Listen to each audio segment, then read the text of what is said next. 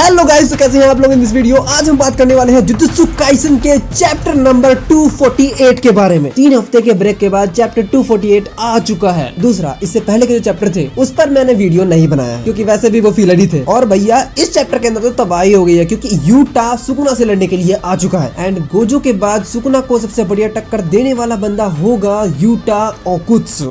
ये हमें पहले से पता है, अब बस देखना बाकी रह गया है। इस चैप्टर से पहले सुकुना के साथ क्या क्या हुआ वो मैं बता देता हूँ थोड़ा सा। हिगुरुमा ने डेडली सेंटेंस में सुकुना को फंसा लिया, बट उसके बाद भी कुछ हो नहीं पाया क्योंकि सुकुना ने पूरा डेडली सेंटेंस ही तोड़ डाला। क्योंकि सुकुना के सामने किसी की चलती नहीं है, एटीट्यूड ही बंदे का अलग है। डेडली सेंटेंस के अंदर फिर भी जजमेंट हो चुका था एंड हिगुरुमा के पास एग्जीक्यूशनरी स्वॉर्ड आ चुकी थी, जिससे वो एग्जीक्यूशनरी स्वॉर्ड सुकुना को मारेगा और उसका कुछ न कुछ तो जाएगा। लेकिन ऐसा नहीं हो पाया। हिगुरुमा ने अपना पूरा दम लगा लिया, उसके बाद भी वो सुकुना को एग्जीक्यूशनरी स्वॉर्ड नहीं मार पाया। एंड देन फिर भी बीच में गया हमारा यूजी और लास्ट चैप्टर 47 के अंदर हमें लगा कि यूजी एग्जीक्यूशनरी स्वॉर्ड मार ही देगा सुकुना को, लेकिन वो नहीं मार पाया और ये चीज हमें चैप्टर 48 के अंदर पता चल गई। बस हवा निकल गई।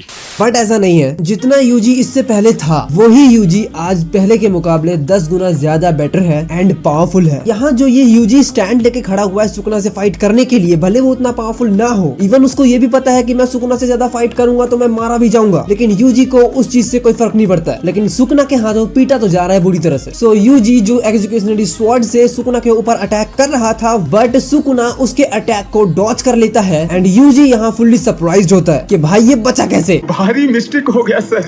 यूजी फिर दोबारा मुड़ता है और वो सुकुना के ऊपर दोबारा से अटैक करता है एग्जीक्यूशनरी स्वॉर्ड से, बट दैट टाइम सुकुना अपनी स्ट्रेचिंग टेक्निक यूज करता है यूजी के ऊपर और यूजी बहुत दूर जाके गिरता है। यहाँ पर बारी आती है सुकुना की। सुकुना का यहाँ पर कामोटुके गायब हो चुका है और उसकी वजह है डेडली सेंटेंस। डेडली सेंटेंस ने कुछ तो काम किया है यहाँ पे, जिससे सुकुना को थोड़ा लॉस तो हुआ है। एंड सुकुना यहाँ पे ये भी नोटिस करता है कि यूजी अपने आप को हील कर चुका है, वो भी रिवर्स्ड कर्स टेक्निक से। एंड देन यहाँ पर हिगुरुमा की बॉडी को किरारा एंड उई उई लेके जा रहे होते हैं। अच्छा, ये तो वही है ना, उई उई the luckiest person in the world. And इसका नाम भी तो देखो, उई उई, कहीं कहीं सुना सुना लग रहा है ये।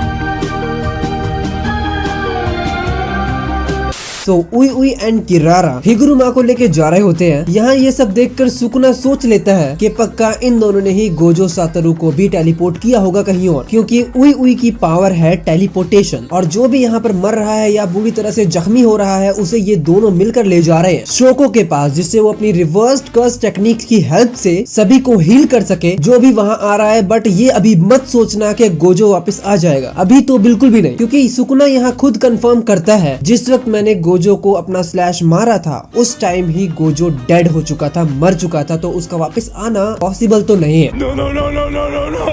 और ये कंफर्म इस वजह से भी है क्योंकि यहाँ पर सुकुना खुद कहता है कि शोको इतनी पावरफुल नहीं है कि वो गोजो को हील कर सके एंड गोजो को हील करने के लिए रिवर्स कर्स टेक्निक का यूज बहुत ज्यादा लगने वाला है और इस एनर्जी का कंजम्पशन बहुत ज्यादा होगा, क्योंकि शोको जब भी रिवर्स कर्स टेक्निक यूज करती है तो शोको का रिवर्स कर्स एनर्जी सिर्फ 50% ही ट्रांसपोर्ट हो पाता है। दैट्स व्हाई शोको गोजो को हील नहीं कर सकती है।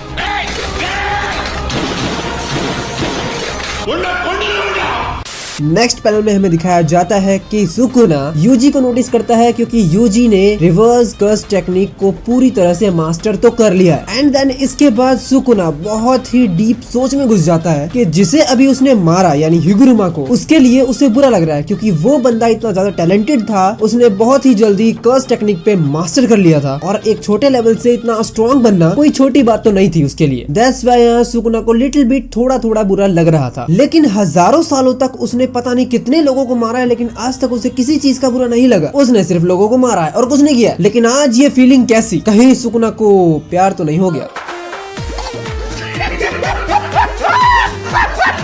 एंड ऐसे ही सोचते सोचते वो आता है यूजी पे, क्योंकि यहाँ यूजी की आइडियल्स बहुत ज्यादा स्ट्रॉन्ग है बाकी सभी से। एंड यूजी के जो आइडल्स है वो बहुत ज्यादा स्ट्रॉन्ग इसलिए भी है क्योंकि ये जब भी हारा है तब ये दोबारा खड़ा हुआ है। भले नोबारा मरी या फिर गोजो मरा या उसके फ्रेंड को उसने कैप्चर कर लिया, उसके बाद भी यूजी खड़ा हुआ है और वो सुकुना से सीधा आई टू आई कॉन्टेक्ट के साथ फाइट करता है। और दैट इज द फेफड़ा फार मोटिवेशन। ऐसा मोटिवेशन तो खुद संदीप माहेश्वरी सर नहीं दे सकते यार, जैसा सुकुना ने दिया दिया है यूजी के बारे में। बट फिर भी सुकुना यहाँ बोलता है कि अब मुझे सबसे पहले इस यूजी को मारना है, बाकी बाद में देखेंगे, क्योंकि सुकुना के यूजी को मारने से यूजी के आइडियल्स खत्म हो जाएंगे और यूजी को मारने के बाद उन सभी को मार देगा जो कलिंग गेम में पार्टिसिपेट ले चुके हैं। एंड तभी कलिंग गेम में एक न्यू अनाउंसमेंट होती है कि मेगुमी को ये अथॉरिटी मिल जाती है कि वो टेंजन और ह्यूमैनिटी के बीच में जो एक्सट्रीम मर्ज है उसे एक्टिवेट कर सकता है। एंड इस रूल के बाद सुकुना आता है सीधा फॉर्म में एंड उसके बाद उसका सबसे पहला टारगेट होता है यूची इटाडोरी। इस फाइट के अंदर अभी और भी मजा आने वाला था, क्योंकि पहले तो सुकुना खुद इटाडोरी को इग्नोर कर रहा था, बट अब वो उसे सीधा चैलेंज कर रहा है, तो मतलब फाइट खतरनाक होती। बट ये सारी पॉसिबिलिटी होने से पहले वहां पर आता है यूटा ओकोत्सु।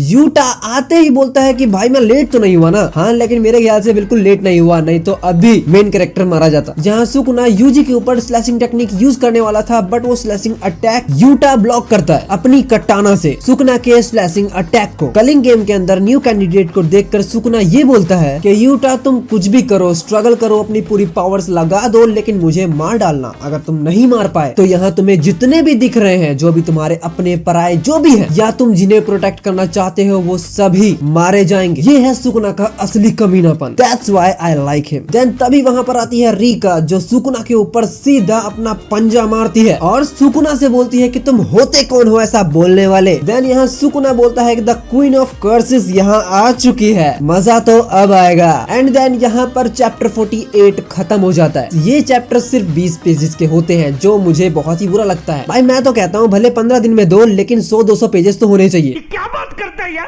एंड देन यहाँ पर एक छोटा सा नोट लिखा हुआ है कि अब देखना ये है कि किंग ऑफ कर्सेस या क्वीन ऑफ कर्सेस में से कौन होगा जिसे इतिहास में लिखा जाएगा। सो आज के लिए बस इतना ही गाइस, मिलते हैं नेक्स्ट वीडियो में। और अगर तुमने इस वीडियो में थोड़ा भी एंजॉय किया हो तो प्लीज मुझे कमेंट में बताओ एंड इस चैनल को सब्सक्राइब करो, बेल आइकन जरूर दबा देना। Thank you for watching guys, मिलते हैं नेक्स्ट वीडियो में।